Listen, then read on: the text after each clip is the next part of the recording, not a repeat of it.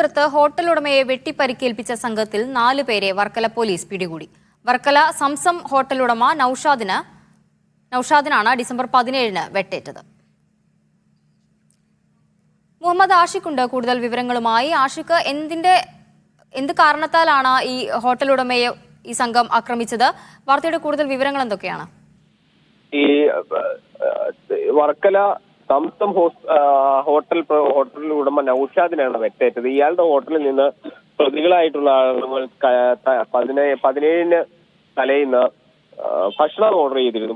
Order ചെയ്ത ഭക്ഷണത്തിൽ ആവശ്യപ്പെട്ട എല്ലാ ഇനങ്ങളും ഇല്ല എന്ന് പറഞ്ഞ് വാക്കേറ്റം ഉണ്ടാവുകയും ഇത് പിന്നീട് സംഘർഷത്തിലേക്ക് നയിക്കുകയുമാണ് ഉണ്ടായത്. ഇതിന് പേരിലാണ് നൌഷാദിനെ ആളുകൾ ഏതാണ്ട് 8 പേരുടെ സംഘമാണ് വെട്ടിയത്. 4 പേരിൽ ഇപ്പോൾ നിലവിൽ വർക്കല പോലീസ് കസ്റ്റഡിയിൽ എടുത്തിട്ടുണ്ട്. മറ്റ് അന്വേഷണ നടപടികൾ പുരോഗമിക്കുകയാണ്. ശരി.